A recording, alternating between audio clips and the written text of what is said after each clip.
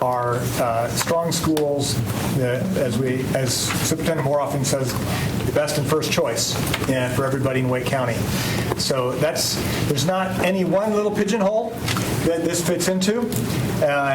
We've tried to and will continue to focus on that student assignment will be a piece of this work, but it is a piece and not the piece. So for that piece, we're glad Glenn Carrozza is here, but for a lot of the other piece, we're very glad that Jackie Ellis is here, because what we do in our schools is so much more important than just who is at our schools. It's really a comprehensive all of the above. So, where's that magnet transportation? Well, that's all part of this work. Magnet Transportation are not here today, but they're absolutely part of the global work. And some of what we're going to talk about today is outlining the longer-term path to this work so that we pull in all of those pieces. I'm very pleased that Michael Martin and Frederica Nash are with us from RTI to help facilitate this work. So with that, I'll give it over to you all. Thanks, Dr. Martin. So thank you all. I'm getting sort of comfortable being in this room, finding Crossroads 1. I thought I would go so far as to get a Wake County mug today. But today I think is a really exciting day in as much as we're going to take the time to really look at a measurable goal. So to kind of discuss the first two meetings that we've had and give you guys a chance to really process what does this look like as a concrete measurable goal. And then secondly, as Dr. Martin said, we thought it was really important to establish kind of an arc of topics. I think one of the things that's so challenging about this particular work is there's so many complexities to it, and we wanted to kind of break out over the course of the year when we'll talk about year-rounds, when we'll talk about magnets, when we'll talk about transportation. So we're going to ask you guys to respond to that as well.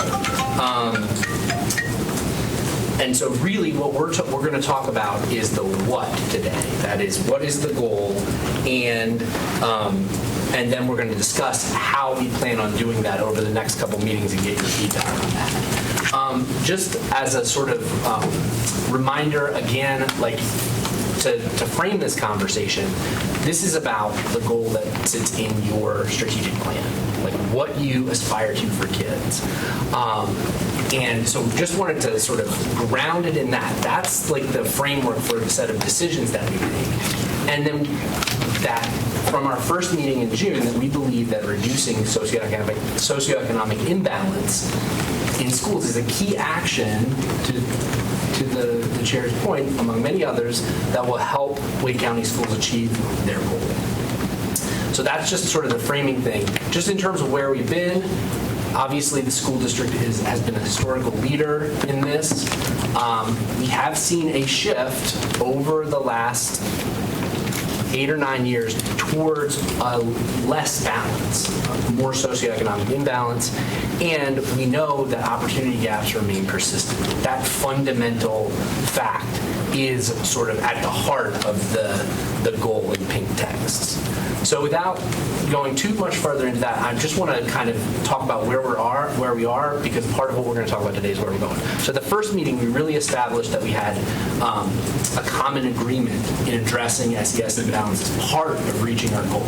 That was what I think I called in that kind of long and really, I think, fruitful but complicated meeting, a notional agreement, right? So it's one thing to have a collective agreement, and it's another thing to put that into an actual goal. And at the second meeting, we spent time kind of surfacing key information that will need to drive our work. And I think you'll see a lot of this in the plan that Frederica and I present. We discussed stakeholder involvement because I think very clearly from the first meeting you guys said that we don't do this alone. We do this with the community. We're not racing to get anything done. We're going to do this with people gathering feedback. So we wanted to start off with that immediately. And the last next step from that meeting was you all charged the staff with presenting an operational measurable target. And so that is really what we're going to get into today. So our objectives for today are threefold. So we want to confirm the methodology to measure socioeconomic imbalance in Wake County schools. So staff has come up with a way to measure that. Shortly, Frederica is just going to talk you through that and then give you an opportunity to ask questions. Some of us, maybe also some of staff, about how we're measuring that. So the first chunk is just, is this a good way to measure it? Do you feel good about this? Do you have your questions answered about it? Secondly is to set a measurable and time-bound goal for decreasing socioeconomic imbalance in Wake County schools. And I'm going to say on this one, just because, one, this is a really important goal, I think it's totally okay if we do not feel like we can come to consensus today. As you'll see on the timeline, we are stand at the ready to come back in 2 weeks if you guys need that time to process what you see today. That said, I think if there's common consensus, I think that's good, but I also think just given the amount of time and the opportunity that you'll have to really wrestle with things today, I think we should feel totally okay. Frederica and I will be back here in 2 weeks, and we can finalize it then. But we did want to sort of set out what that actually is. And then the last part that we definitely want to get to is we want you guys to review and provide feedback on our year-long plan. So do we have the right components in our plan? Are we addressing the right things? Even at the level of when we talk about year-round schools, what are the things that you guys want to see? Like what data do you want to see, and what discussions and directive do you want to be able to give staff at the end of this? Just kind of one note on process. One of the things that, as I said, I think is really hard about this is there's just so many moving parts. And I think Frederica and I would like to ask your permission to do over the course of facilitating this work over the year is really try to push to stay pretty narrowly focused on the particular topics that we lay out. But that said, we know that a lot of things are going to come up that you're going to want to capture. So one of the things that that we're going to do and kind of hopefully kind of establish as a norm is we're going to have these sheets, which are they're two parts. One is sort of a parking lot item, right? So if there's something that comes up that you feel like is not germane to exactly what we're working on in the day, but we need to capture, we'll ask you kind of to capture this as we work. And the second part is session feedback, just to help us improve our process as we go. And I think one of the other things, too, I just want to be cognizant of is your time. So I feel like if we kind of pass these out at the beginning of the session, you have them, you can mark stuff down, because I know, obviously, we have a very hard stop at 5:30. So that's just, does that make sense from a process perspective?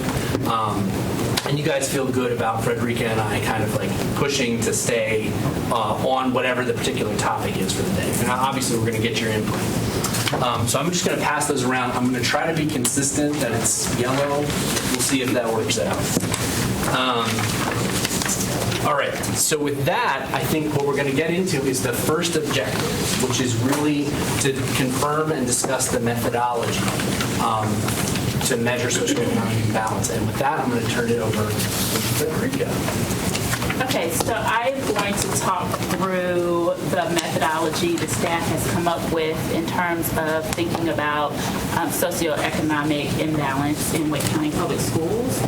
And so the suggestion is to use the Wake County Economic Health Index. And this is it compares the conditions within each community to better understand the household economic condition within Wake County communities. And this measure is used by the USDA, it's used by the U.S. Department of Housing, so this is a measure that's used across multiple institutions.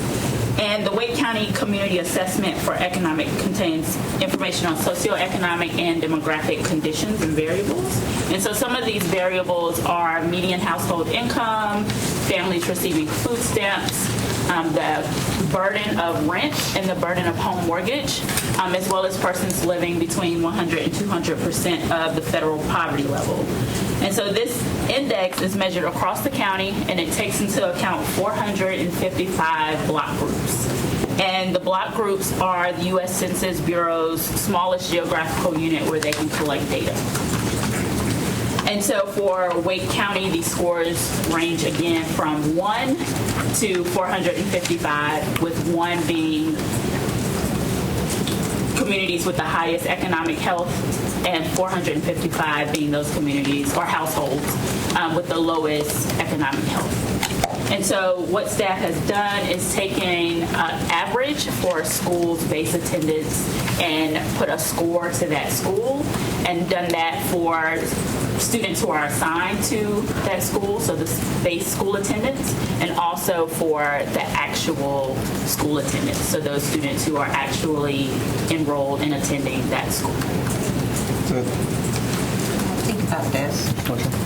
I'm trying to understand, we've got a rank order that we've averaged. So every community has been ranked from 1 to 455. So the school is the average of students from those different block groups. But does that give us data on which to act? I mean, below it,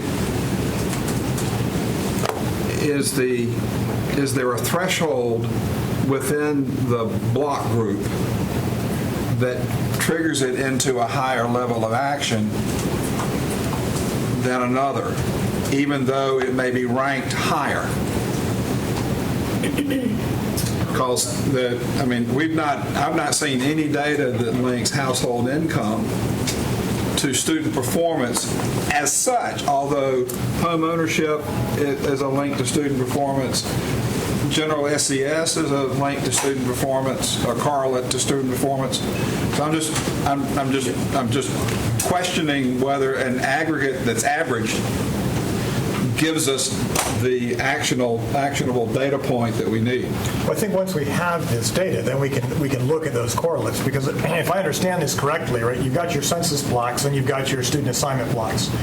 So if we've got a student assignment region that's here, and there might be 4 census blocks that overlap with it, correct me if I'm wrong, but we sort of probably prorate the amount of that census block that is in the assignment block.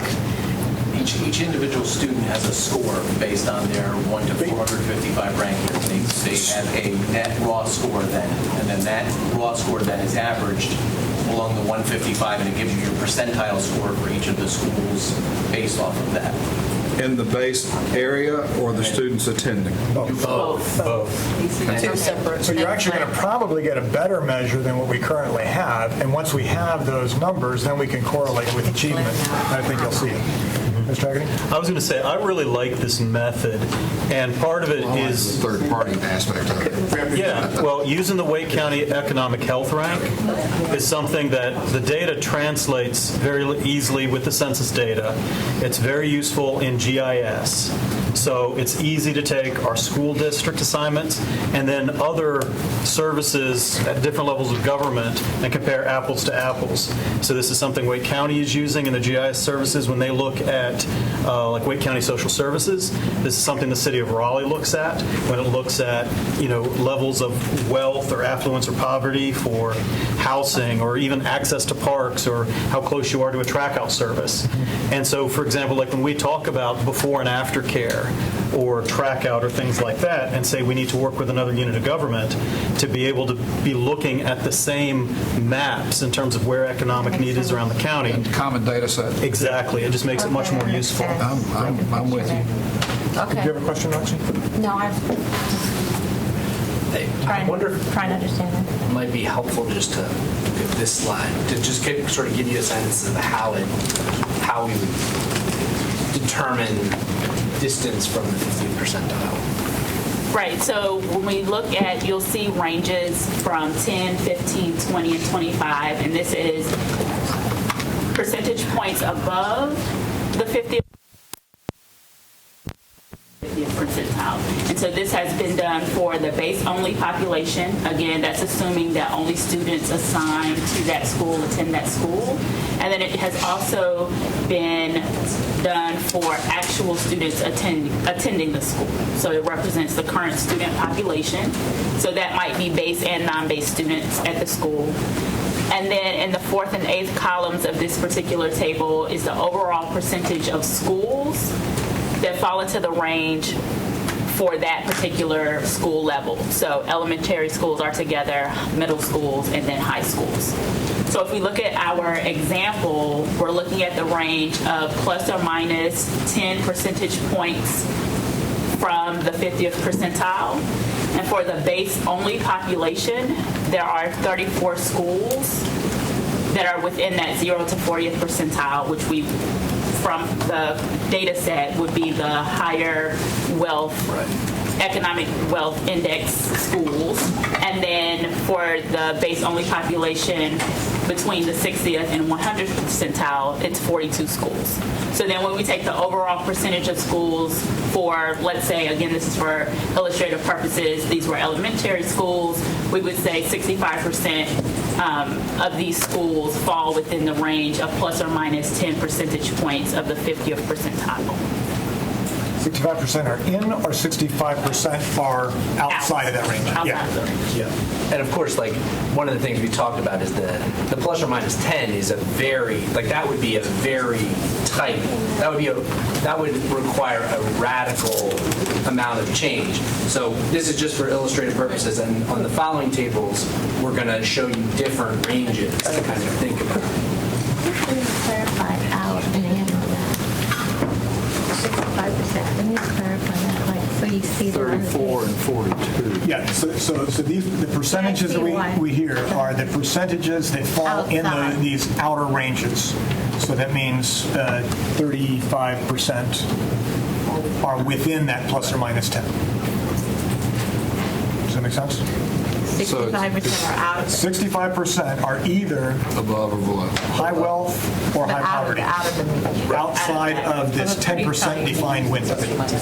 And that 10% plus or minus 10% is a fairly tight window. It's tighter than we talked about at our retreat. So there was 20. And it's still a whole window of 20%.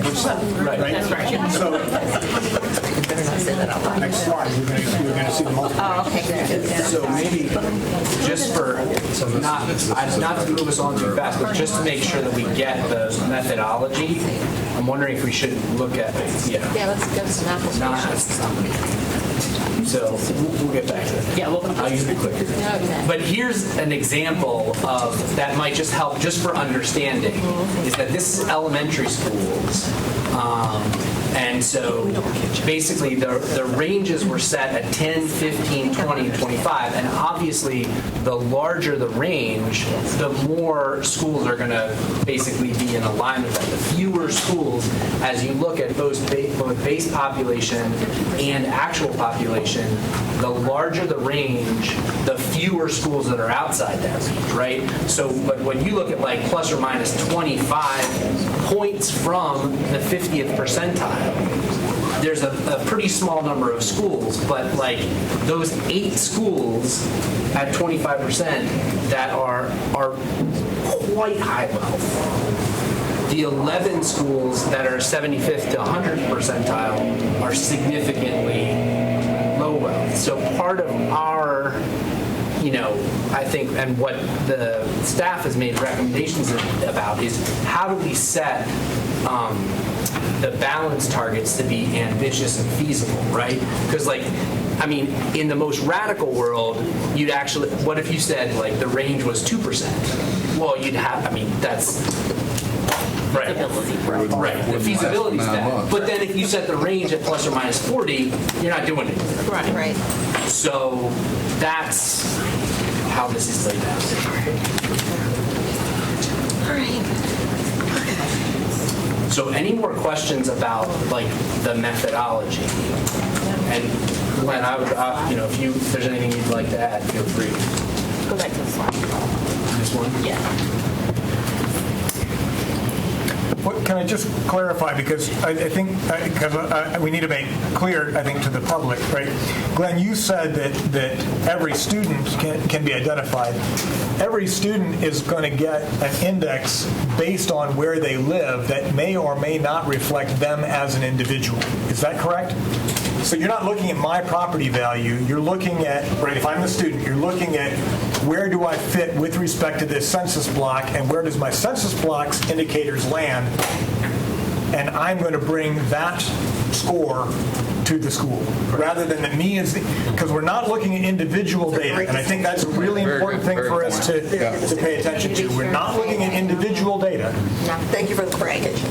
We're looking at the regional data of where I live. Exactly. And that actually keeps us completely legal and takes away privacy concerns. It makes the attorney smile. That's what we used to do with nodes. We're back to where we were. But we're third-party data. Yeah, but third-party data, yeah. Is it fair to say that the actual students attending the school reflects the impact student assignment has on the schools, whether outside choice or the school system's student assignment? Christine, could you say your question a little bit louder?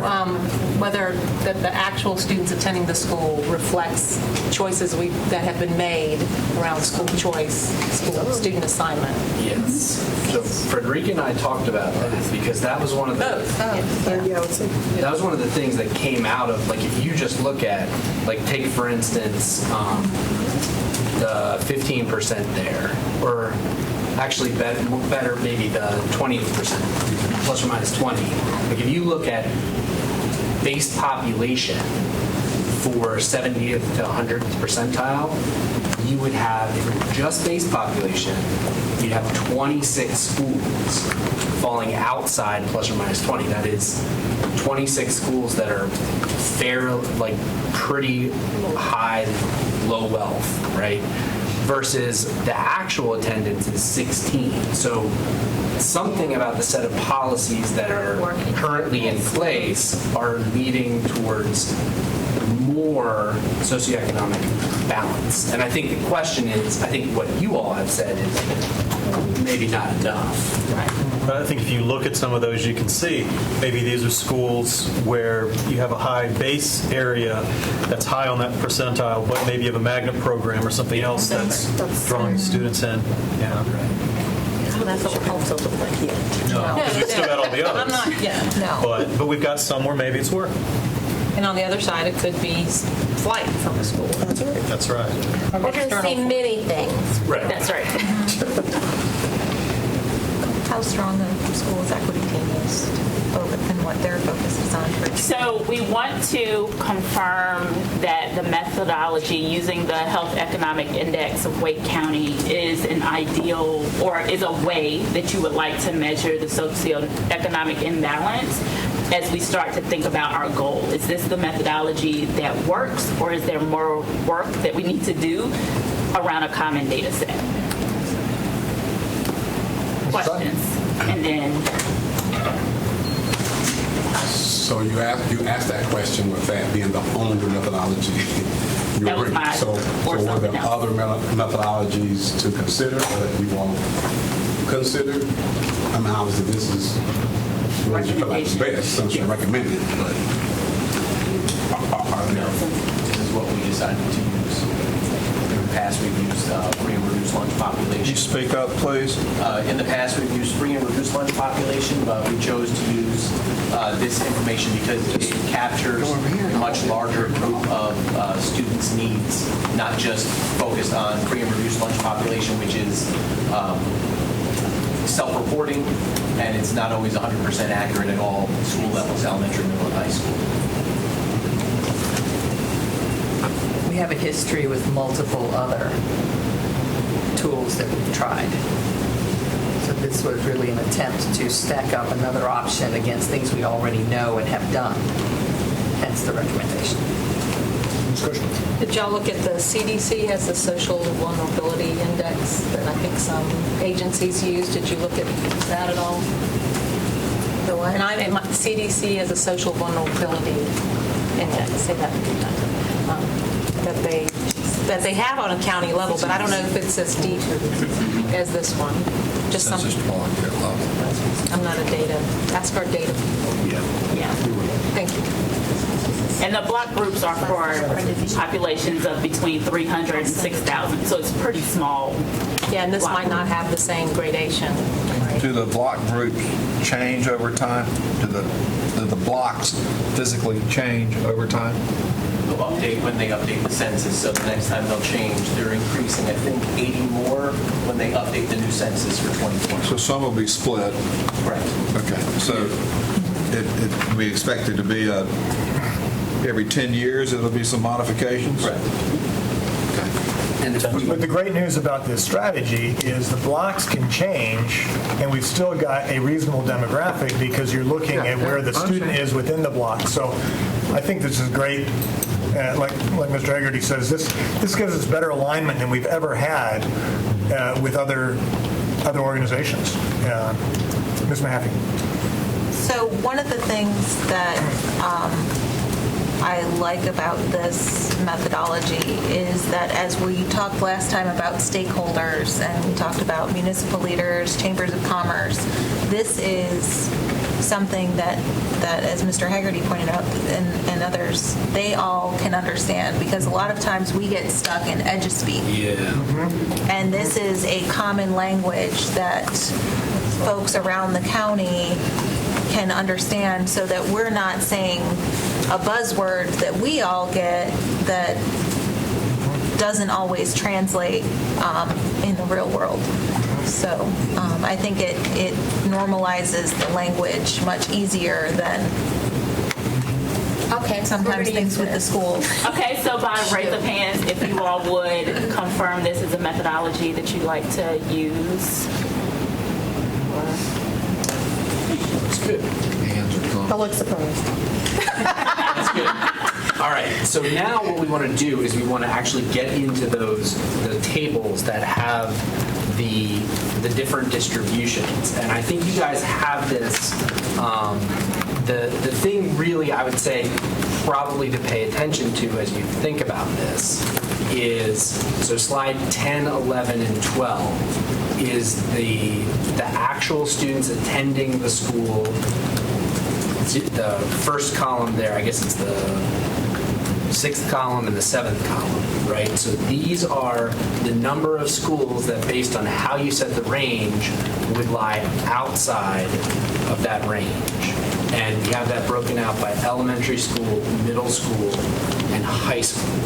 And so you can see as the range increases, the number of schools outside that range decrease. Mr. Sutton? Just a quick question. With the methodology, were there any cons that you all see to use this so that we sort of, don't get into it and get down the road and then realize, oh, you know what, this is not going to work? I mean, I like it. I agree with all that's been said about giving us normalizing and giving us a common sort of data set, but just kind of playing devil's advocate. Are there any pitfalls or cons that you all see or that you ran into as you were putting this together that just well, sort of being aware, at least aware of as we move forward? Other than the fact that the census block groups are pretty broad, you can't really drill down as tight as you'd like what we use with our student assignment block groups. But I mean, this does give you data that's collected by the county on multiple different formats, and so therefore we feel very strongly with the data that they're putting out because they have access to a lot more data than we do, and so it's nice to be able to have them collect that, and it's used by a lot of other groups, so we felt that this was the best way to move forward. And I think, one of the things, and I don't think it's probably unique to this one, but it's just, despite being like something that people trafficking, it's still not extremely easy to we'll have to work at how we communicate, right? That I don't think that's unique to this one, but just thinking about percentiles, and I'm going to put up some language around proposed goals, and you can kind of see how it actually took a while for us to say, okay, how would we express this as clearly as possible? I made a stab at it, but I think that's like a challenge with goal setting around percentiles. So what I'd like to ask you to do is I'd like to just ask you to just look at slides 10, 11, and 12. So those are the distributions of elementary, middle, and high school. And the ranges that are proposed are 10, 15, 20, and 25. And what I'm going to do after that is I'm going to, again, think about it through the lens of like what is ambitious and what is feasible and what is likely to improve outcomes for students. And we know from research, some research that's been done very recently, that in Wake County there has been positive results for some populations of students based on the policy that was in effect from 2000 to 2009. So what I'm going to do is I'm going to now present to you what the staff has recommended, thinking about what is ambitious and feasible. So this would be, so we've confirmed the methodology. This would be setting the measurable time-bound goal. And again, I want to emphasize that, we have time, but if we feel like this needs to be 2 weeks from now, I think that's totally fine. But the way we would articulate these goals would be that elementary schools in Wake County Public Schools will have an overall student population with an economic health index within 20 percentile points of the county average.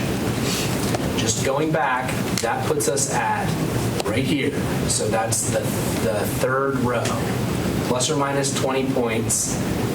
That's actual students, so you can see that would have 14 schools that are lying outside of plus or minus 20 of the 50th percentile, right? 14 schools that are higher wealth based on this index, and 16 schools that are lower wealth. So that's approximately a quarter of the elementary schools that, by this definition, would be outside of the target distribution of socioeconomic status. And then the second suggestion is that the middle schools and high schools will have an overall student population with an economic health index within 15 percentile points of the county average. And here I'm saying county average, we're saying the 50th percentile, right? So 15, so basically like 65th percentile and 35th percentile.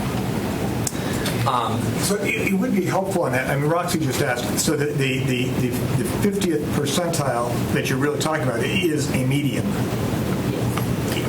And that is an appropriate number to look at, but it would probably be useful for us to also understand the average. Because the medians and average tell you two different things. The median tells you, where is the midpoint, but are we weighted high on the midpoint? Are we weighted low on the midpoint? I think these are good numbers, but to get to your question privately there, Roxy, I think the average would also be a useful number to understand. Thanks. Yeah. So I think one thing here for you guys to consider, because I think this is a pretty central question, is notice that this is a different percentile rank for elementary schools versus middle schools. And Glenn, you can feel free to, input here, because this is a recommendation coming from staff. One thing I will point out about that is that if you use the 15th percentile for middle schools, obviously that means that's kind of a higher standard for socioeconomic balance. And part of that, you can see, is actually that is going to affect a similar number of schools. So with elementary schools, you have 14 plus 16, you have 30 schools that would be affected by the 20th percentile. And then if you take the 15th percentile for middle and high school together, you get 8 and 6, 14, and then 7 and 5, 12, 26. So you end up with 30 elementary schools and 26 middle and high schools that That makes sense. that are impacted.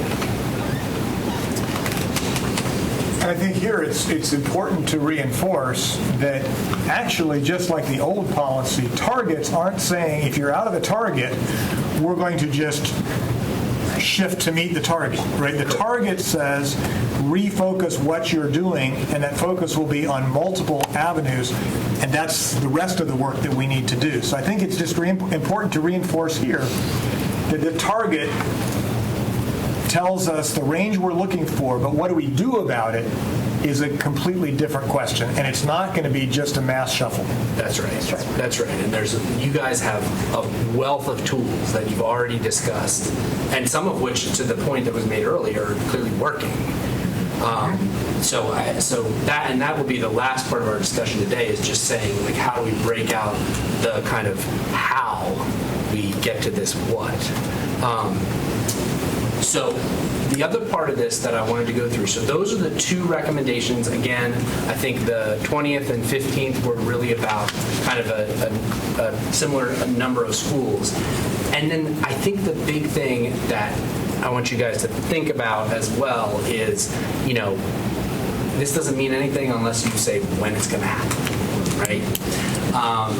And so part of this conversation, and I think we had this conversation last time as well, is that there are, if you look at the map of how schools are distributed, there may be instances where an exact, like, getting every single school to this distribution may not be feasible. So we wanted to, the second part of this is present a statement that's time-bound. So if we set those goals, that is 30 elementary schools, 26 middle and high schools, what I think we would suggest for the board is to make that really concrete and to make it more likely to be achieved. We'd want to set a time bound on it. So we didn't put numbers in here yet. We thought 24, 25 was a good just kind of starting off point to think about it. But the question is, what percent of schools will achieve the goal of that balance by 24-25, by the 24-25 school year? So I just wanted to stop there and one, see if you guys have additional questions about this and thoughts either on how we're articulating the percentiles and what percent of schools will achieve that goal and by when. And to support this, we put it on chart paper because, like slides seem permanent, I guess. Yes, that is exactly why we did it. But we want to make sure you guys feel like this is your goal.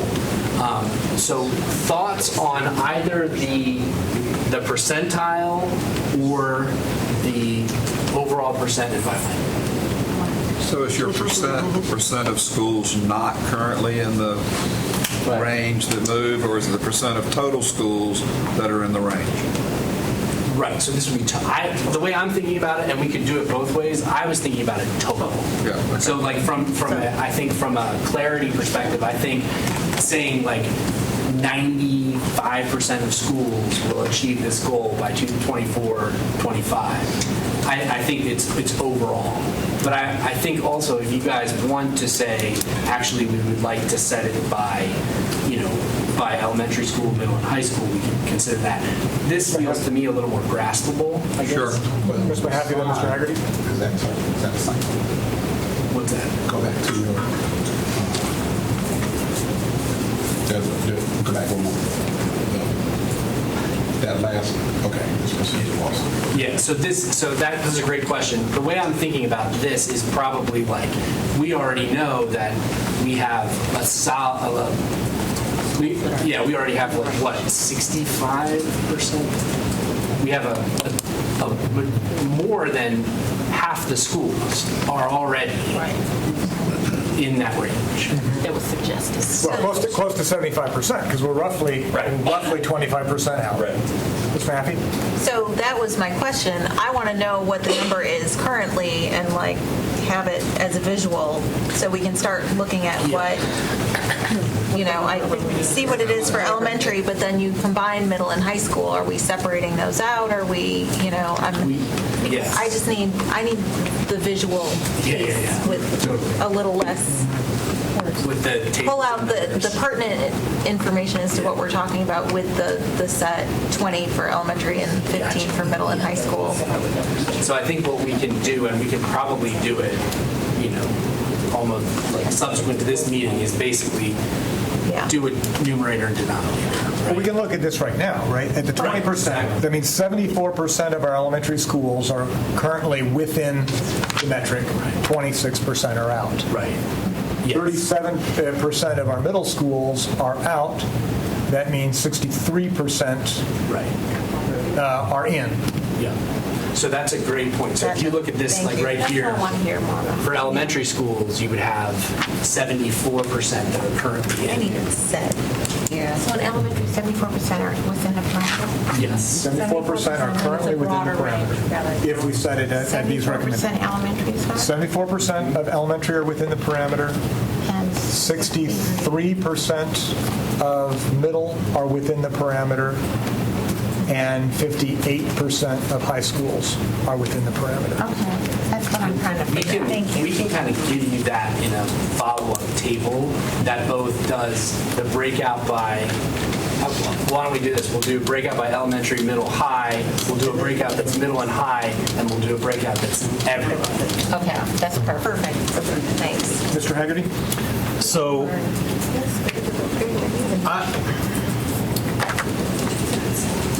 I'm receptive to the idea of breaking the goal out by the different levels of school, elementary, middle, and high school, because as you go from a larger number of schools to a smaller number of schools, the challenge of where those schools are located and the physical distance that people are going to have to travel across the county to get there just becomes overwhelming. Whereas, with the much smaller attendance areas of your elementary schools, I think you have more. You have. I think it's going to be challenging at all levels, but I just see some of those high schools and where they are and the distances they'll travel to be a little more challenging. I don't know if that But it's better for the older kids to travel further, distance, sure, So I can't but weigh that out. if you look at where the schools are and how much we're going to move to have to get people there, I don't know. But I think Again, we're not that's, just moving. I know. We're not just I know. moving. I'm going to keep harping on We're not. that. I shouldn't say moving. No, you're good. But I'm saying. But I'll just keep harping on it. I'd like to hear what you I was going to say that leaves the assumption that we're going to be doing reassignment, which is not the case. There are other methodologies and where to get there, and so I don't want that to be our base assumption, because then it becomes the base assumption of everyone else who's That's a paying good point. attention. That's a very good point. Thank you. Mr. Sutton and Mr. Fletcher? So, I'm just trying to kind of understand all of this. So if we're trying to create a percentage goal by a certain amount of time, and each school has a score, right, on that range. Do you have a sense of, like, if a school has a score and its score is right there, sort of on the border, where a year or two of work on that school will get it to where it needs to be, versus if a school has a much lower score that would indicate we have more work to do to get it in the acceptable range. Yes. Does that make sense? So then would we need to see the scores of each school and how much time it takes for us to then sort of be able to create a reasonable goal? Or is that us kind of getting too much into the weeds, so to speak, and that we're setting more of an aspirational goal all sort of kind of take care of, okay, well, we got this many schools, this is the score, and then we're going to dig in, and because part of that, it seems that, particularly from a resource standpoint, we would need to have some understanding of what it's going to take, what investment is going to take in each school to get it scored to where it needs to be in order for it to be in the acceptable range. So I think, does that make sense? Yeah, I think Glenn has a resource that you've run just recently, which is really nice, which has maps, and then it has each school and where their percentile rank is. So for that one, you could look and say, okay, these are the schools that are furthest from meeting the goal, and have a sense of that. I think that is certainly germane to the issue of setting the goal. Well, I want to just build on Keith's suggestions a little bit and potentially think about changing the metric here. I maybe am less concerned with the percentage of schools that meet the goal as that I want all schools to make some progress. Because we could meet this percentage by leaving the extremes where they are and just having the extremes be the very extreme and moving those that are close in. And I think it's really important that we make progress on the extremes even if we can't get them all the way where they need to be. So it's not just a fixed line as much as I'd like to see everybody making progress. But then that becomes somewhat of a strategic piece that, okay, we're going to attack these schools first because this is the lower hanging fruit, and then the ones that are on the extremes, we're going to give more time, or we need more time, but I'm still going to expect you to be making some headway. And I think one of the resources that we should have after this, and the more we talk, the more I think we should come back in 2 weeks and close this out. But I think like looking at those distributions of the schools and their distance from being within the target, because I think you guys don't necessarily want to prioritize a school that, I mean, it's the testing issue, right? Bubble kids, right? You're not interested in actually, in fact, the truth is, like, the schools that are closest to that are maybe the ones that are less urgent than the ones that are more radically outside. Mr. Fletcher, then Ms. Cash. Well, one of the things that's going to influence how this is able to be operationalized is whether there's seats in the school or not. Right.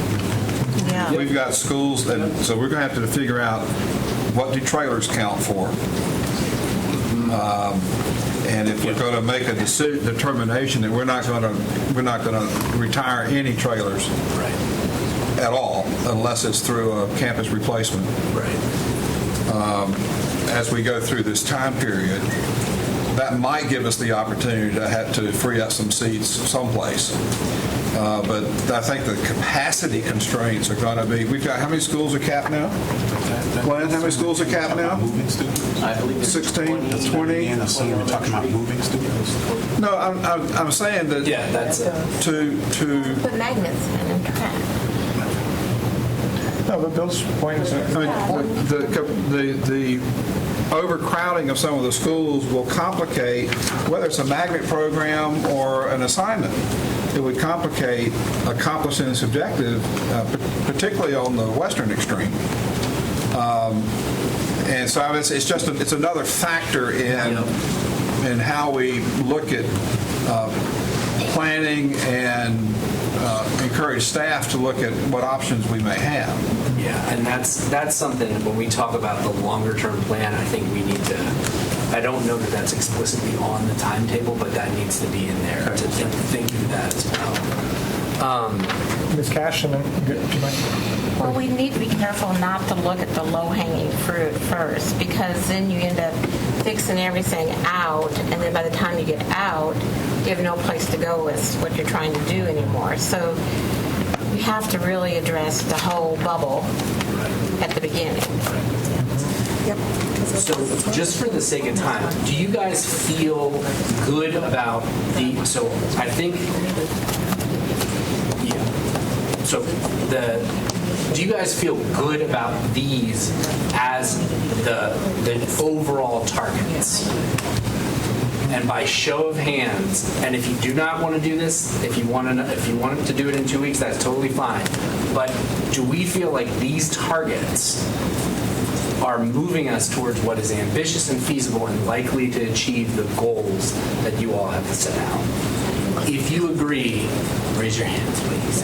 And we should still look at it too. Yeah. Okay.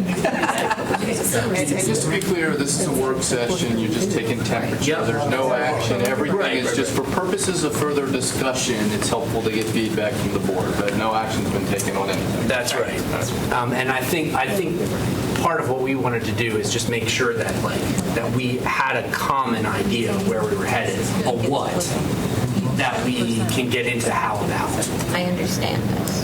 Now, I'm seeing the temperature is not quite as solid on this one as our last question. I'm not trying to rush anything, but that's what I'm seeing, We were thinking about the next question. which is perfectly fine. Right. So that's a great point. Let's just say, not thinking about the next question, which maybe that happens. That's the harder one. That's the harder one. Do you all feel good about this? Raise of hands.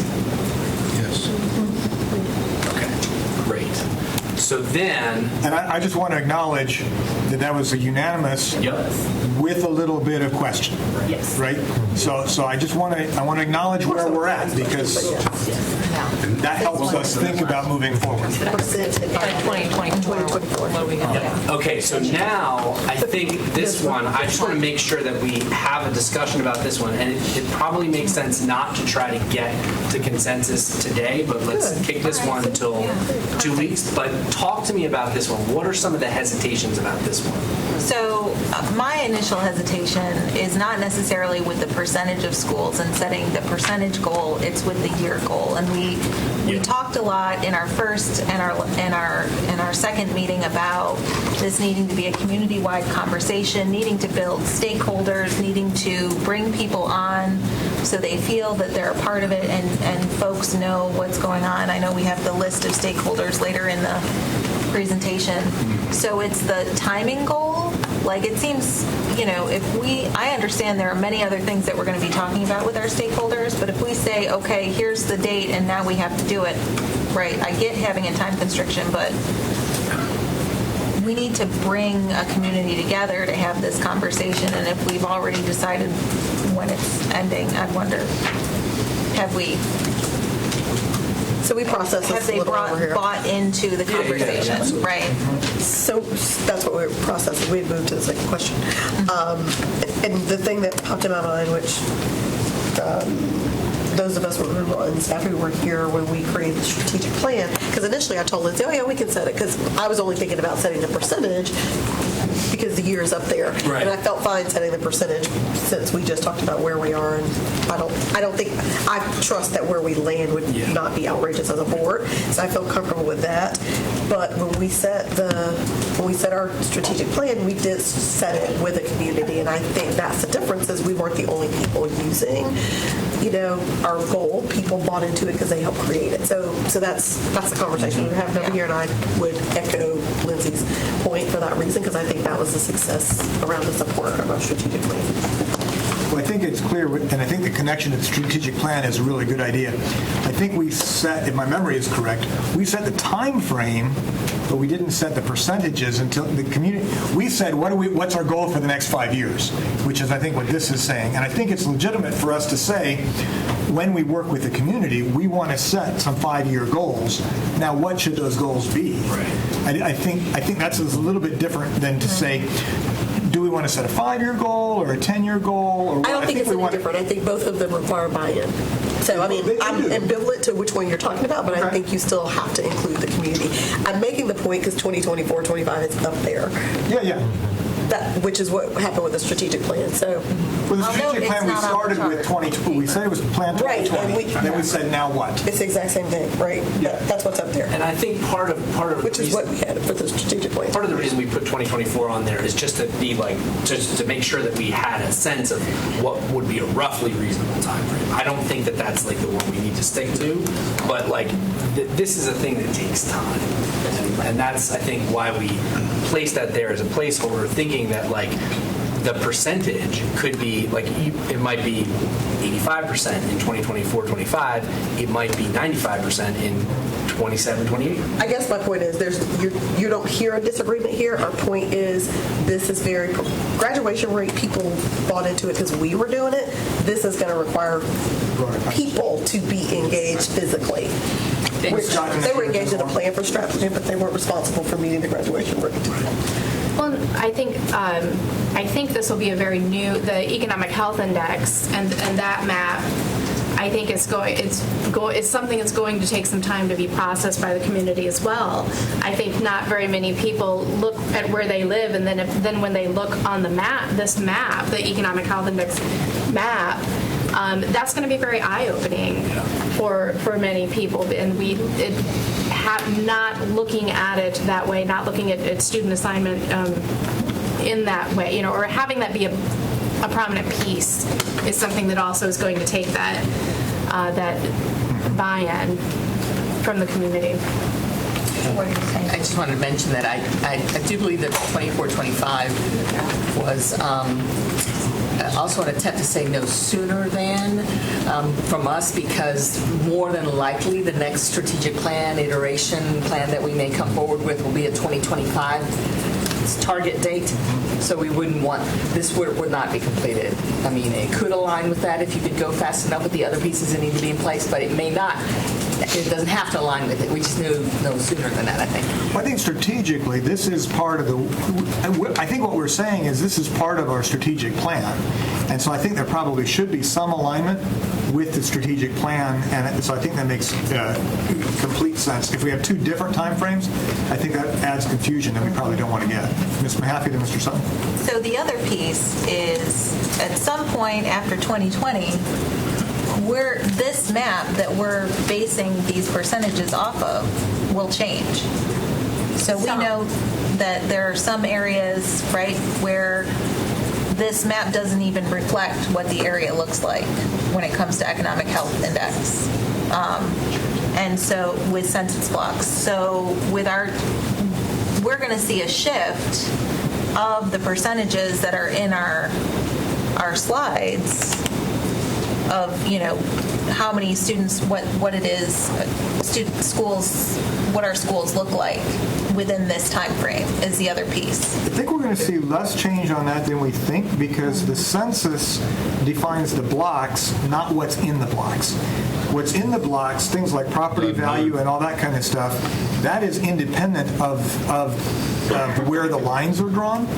And so the student will be identified based on where the lines are drawn. So I think we're going to see less variation than you think just because of the census. Just a clarification of that, Lindsay. If I'm not mistaken, typically when they redraw the census blocks, and Glenn or someone can correct me, I think what happens is that a new block might be, say, a large area where the population has grown so much, housing patterns have changed, that they split it, but it's not a reconfiguration of the shape.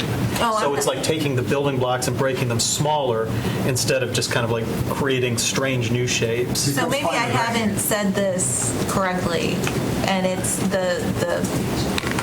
I understand that the shape of the block will stay the same, but there will be breaks to change it. But I'm looking at some areas in my district where I know this is not necessarily due to growth. Because 10 years ago, it didn't 10 look years like that. ago, this one area of my district looked vastly different than it does now. I mean, even 5 years ago. So that's what I'm saying is the economic health index within the census block will change, which would then change what our school makeup looks like. Glenn, can you comment to the frequency of data update? Because this data is not dependent on the census decade, the decile census, is it? So the blocks will change, and like Mr. Haggerty said, they won't change drastically. They'll be carved out. I believe they try to get about 4,000 to 5,000 somewhere in there residents within a block unit. So if they have to condense them, and in our higher growth areas, you will see some changes. However, you won't see drastic changes with regards to the health, because as you see on this map, it's pretty clear as to where your healthy areas are and where your unhealthy or There are areas that are higher on the ranking and lower on the ranking. And so therefore, that information will change minor, but where you will see change is student movement, parent choice. You are at school A today, you move to school B, your score now changes school assignments. And so as we allow parent choice, that will shift our scores in our schools depending on our practices with regards to allowing parent choice through applications. So then my question, now that I understand that, my question, I guess, is how often is the Economic Health Index updated? Is it every 10 years like the census, or is it updated on an annual or a biannual basis? What was that? I think it's every 5 years, maybe every 3 years. I can get that exactly. It's done by the county, and they're finishing up a new one now. Okay. That's the part that wasn't clear to me, and I But I appreciate. can double check that, but I think it's done every 5 years for right now. And I think one of the things that we could, one of the things that I think recommends this is that we have then the ability, it's very likely that we would still have a set of schools that would lie outside of this particular description, and we could revisit it, right? Right. I'm just trying to walk through and make sure I understand what we're basing it off of as we're having this conversation, because, I won't see it through 2 more weeks, so I got to ask it now. And that's really important. It's a little bit like a discussion we've had with Title I funding, right? Because we draw sort of a line in the sand, and if you're, just a couple students on one side or the other, that may turn into real dollar difference at your school. And just because 3 students didn't show up, that doesn't mean you don't need that extra $100,000 kind of deal. So I think it's really critical that we don't draw these target lines as, these fixed sharp cliffs that you're either on one side or the other of. Mr. Fletcher? Keith? So statement and a question. On the one hand, I agree with the community involvement and community input piece. I worry on the other hand that this is a fairly complex methodology. And Mike, I think you talked about the concern around how we communicate it in a way that people and a layperson can understand. So my worry or concern is that there are some segments of the community that will really kind of get into this and get into the numbers and the plus and minus and the average and the mean and this and that, and others in the community that may not be as adept, if you will, at sort of getting into the numbers and things behind this. And they just may say, well, tell me what this means for my community, tell me what this means for my school or what have you. I don't really get or understand or get into the plus or minus 20 or 15 or 20 students, 15 students matter. So then if that's the case, then we will hear more input from certain parts of the community than others. So then how that voice becomes balanced, so to speak, so that we're not hearing from one segment or the other. So that's my statement. So then my question is, and I know we're not there yet, but are you thinking about a way that, and obviously most people are more visual than others, so is there thought about, or do we even have a sense yet of what some map would look like that then gives more of a visual of what this means, what that looks like, where schools are, where the plus and minus or moves? I don't know if it looks like a heat map or something, or what, that is color-coded in some way and has the ranges of targets that then might make it a little bit more easier to digest and understand, and then the input and involvement from the community then is more broad and authentic.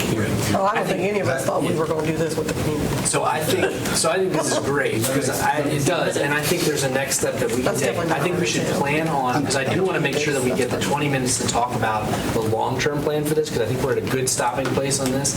We have maps that we can share and can be artifacts for the meeting on the 3rd that will kind of lay out those. And I think what we should set as a target is I think we should discuss this one and set maybe a provisional goal for feedback. So I think we're tentatively good with the methodology and the targets, and then let's discuss at the next meeting, both lay out visually how this works, and I think set a provisional goal to fill in the percentages and the year here, knowing that that is going to be part of the feedback process. And I think with that, if you guys are good with it, it feels like that's a good stopping point. We'll plan on the September 3rd, but I want to turn it over to Frederica to talk a little bit about and get your feedback on how we're thinking about laying out these discussions throughout the rest of the year. Mike, before we do that, I did get an answer on the data and how often it's updated. It's updated annually, continuous 5-year average. Oh, good. Great. Continuous 5-year average. 2024 is perfect. We need it on this, that's why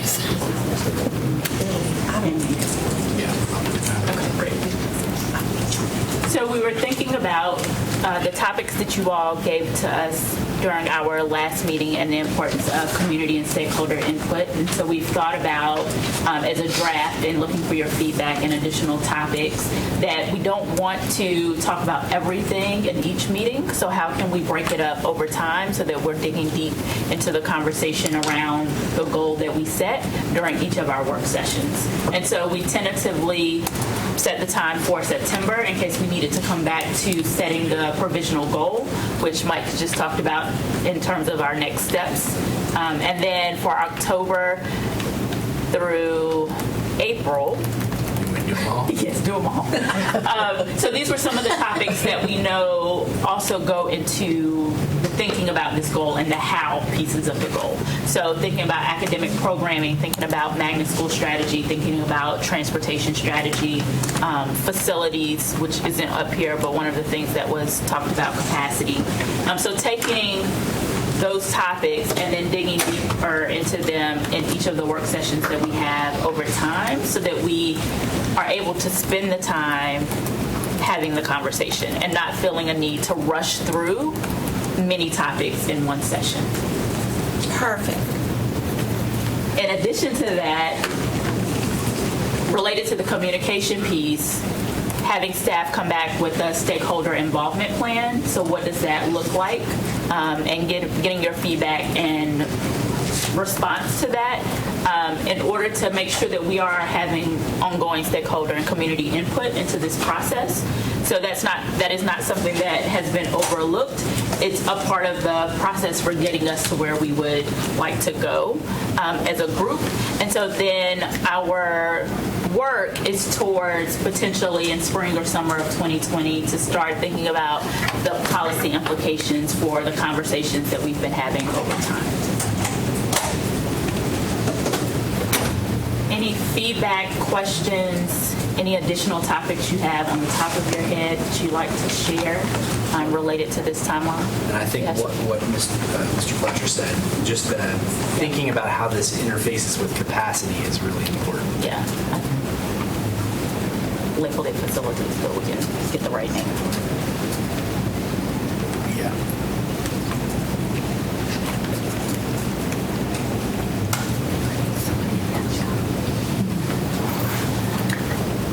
I like this layout. I mean, like so much of this type of work, and I appreciate your all's attitude toward this.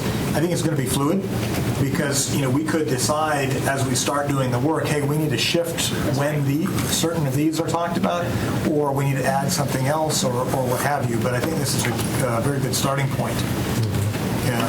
One of the things, obviously this will influence thinking about how assignment happens, but this really wouldn't have implications until at earliest the 21-22 school year. So 2021 is happening right now. So the year-round magnet conversation would only have implications on 21-22. Well, and I think that's an important piece of all of our discussion is I think it's critical for us as a board to, right, as we do this work, there will be times where we're going to want to, hey, let's just make this change. But we have to be cognizant that we can say, hey, let's make this change, but it's impacting other people's families. And I think the longer the runway that we can give to when any action is implemented, probably the better buy-in we're going to get. Like for a calendar change, I can't do it for next year. I can maybe for the following year, but we got to give some planning time. Bill. Well, are we expecting that the board's driving this conversation, or that the staff has presented ideas to deal with the deficits in student participation in the magnet school and year-round program? Yes. Where does our conversation start? Yeah. So maybe we'll just skip to that last slide. Just so this is what we were suggesting on the last slide for kind of how we would approach this. So for each one of those topics, I think we'd want to make sure that we review outcomes from last meeting, parking lot items that you guys put down, and then to your point, I think we spend at least the first 20 minutes reviewing data, and I think in that section, I think that could also include like these are the sort of possible means that we have, I think, to influence year-round school and how year-round school helps us achieve this goal, how transportation helps us achieve this goal. So I think maybe what we can do is work into that, make the kind of cadence to be 30 minutes, including here are some of the things that we could do to be a jumping off point for your discussion. I mean, if our current practices are not recruiting enough magnet students, right, staff is in a better position to tell us what needs to be done than we would be. Yeah. So. But we would still have the option to give feedback from parents and others about programs they like, things like that. So I think what I'll do is I'll highlight this cadence and I'll update it and say review of data, like so you guys have the clear data about who's choosing to go to year-round schools. You have that data, and then you also have some recommendations from the staff about how we might address it. Mr. Sutton? No, we're not. So I've asked a couple of times in this presentation, like what were some of the, sort of playing devil's advocate and work with Congress. So either on the map that has the months or in the general meeting structure, could we have something that talks about in there, either like one meeting that looks at sort of the impact and the impact statement and unintended consequences, or during each meeting and your meeting flow, that part of the presentation will include what is the impact and what are unintended consequences, so that again we don't sort of go in and implement this sort of, I know we're not going, well, we are sort of going full steam ahead, but as we do, what is the impact so that we don't end up 3 or 4 years down the road, and while we were over here working on this, we ended up with creating a new problem. That's true. And we got a new problem. I think that's so each kind of step along the way, I think we ought to be thinking about what is the impact, because it's everything that we've always done. You know, we know that it's kind of a chess piece, and there's a domino effect we talk about, and as we move something here to something here, it almost always does something else somewhere else in the system. So I would say that's awesome feedback. This is exactly, I think what we can do is then that data explicitly, both data on, you know, how people are utilizing something like year-round schools, but then an impact statement or an impact analysis, and then suggested like what we could do and what its implications are. Yeah, and I think I would really suggest every sort of step of the way we've got that piece almost sort of built in and is baked into the presentation, so that we're constantly looking at that, thinking about that, that's being brought to the board so that we're aware of what that might be, so that we know kind of, what we get into, and again, what the impact's going to be it fiscal impact and as well as other excellent things. Ms. Kirshner? Well, it's why the previous slide is also very important, that we, every step of the way, we're working with the community. Yes. So that when the board is making these decisions that Mr. Sutton has just outlined, with that backing, with the communication to the stakeholders, the communication from the stakeholders, so that it's a community effort. Ms. Scott? And adding on to what was just said, I think it's important that we continue to share why this is being looked at to begin with, because I think that needs to be repeated over and over again. That going into the reasons of how this not only makes leads to more efficient in the long run, fiscally efficient schools. There are numerous benefits from pursuing this to begin with, and I think sometimes that's the question that I've already been receiving is why. And so I think it's a good reminder. I really appreciate that, and I think I'm putting a note down here as we think about that stakeholder involvement plan. That it actually, I think the first part of that is what are the messages, like what are we trying to communicate, and then how are we going to involve people.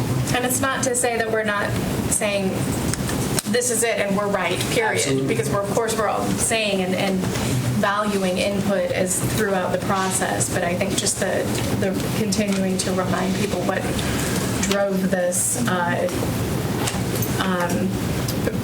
not project, but this work to begin with. Well, I think you all did a nice job starting with that there are opportunity gaps, and we're about opportunity creation. That is what this work is about. It's about opportunity creation. Mr. Fleming.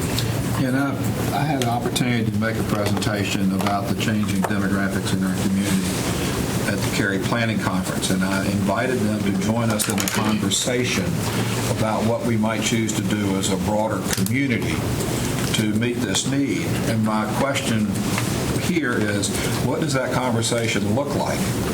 How do we facilitate that conversation as we go through these different stages?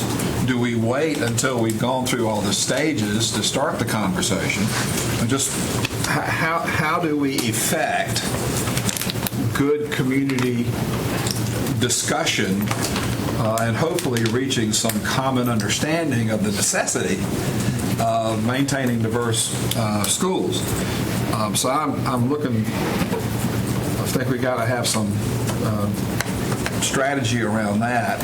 Are we 9 people going to go off and do their own Haddock thing, or? Ideally, no. Okay. Right. So I think like that October we're noted that we're going to get a stakeholder involved. Right.